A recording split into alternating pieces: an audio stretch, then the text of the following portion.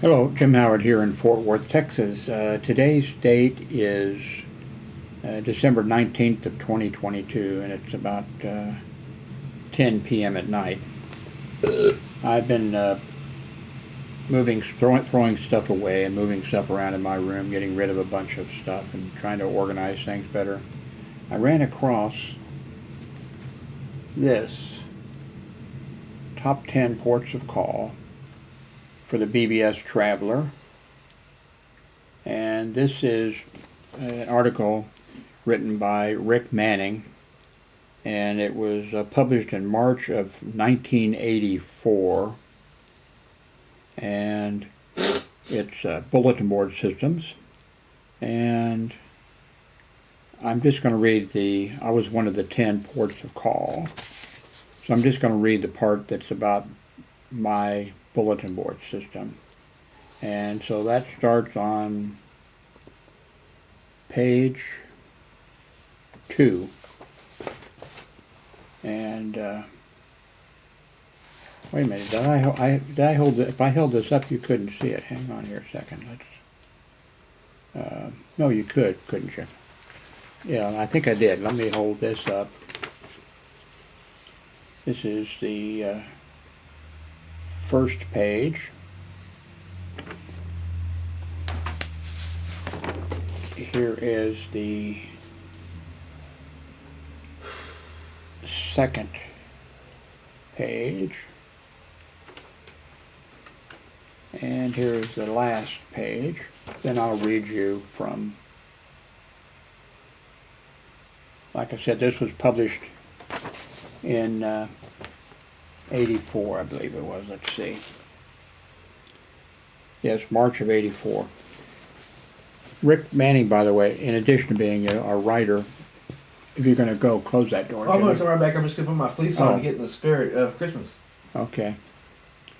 I contacted him a few years ago, and I said, there's a discussion going on about who, created, blogging. And I said, I think that I would qualify, and I told him why. But I thought I qualify. A lot of people think, well, if you just publish something, that's blogging. Blogging is, something that's in an order, like a diary in an order, and that way. So anyway, I explained to him, and he said, yeah, Jim, he says, I think you are the inventor of blogging. So here's what he wrote about my bulletin board system. It was called Howard's Notebook. And he says the title is the Diskless BBS, Howard's Notebook, and then he gives the phone number. A lot of boards try to compete with the Source and CompuServe.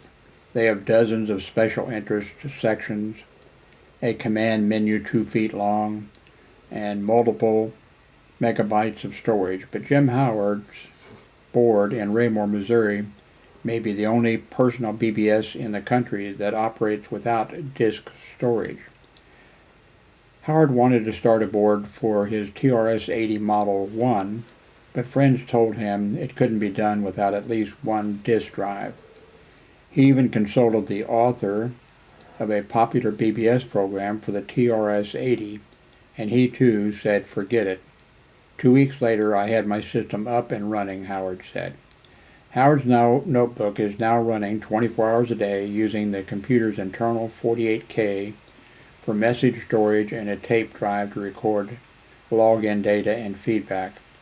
The board is as informal as a personal notebook. Callers are greeted with a modest menu of 10 numbered options, rather than an alphabet soup of commands that speed past faster than you can remember them. Quote, my system is ideal for the first-time caller because everything is on the screen, Howard said. If they make a mistake, they get right back to the menu. One of the menu choices is a chatty letter from Howard that discusses his latest tinkering with the system or his options on the general state of BBS communications. Another menu choice reviews excerpts from Howard's fan mail, and a third contains information on computer groups, local BBS numbers, and computer ham networks. The board does not have a public message section. The system is constantly under revision. Quote, I add something new whenever people give me suggestions or when I see something. I, like in a magazine, I installed a chat function and really got hooked on that. Let's see. Adding a disk drive, however, seems unlikely. Every time I think about going with disk, some of the local systems crash and lose their data, and the operators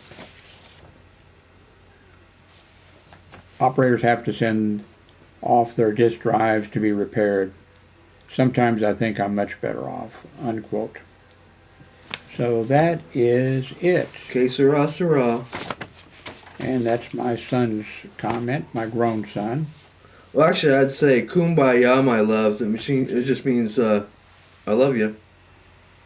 Okie doke, thank you very much for watching.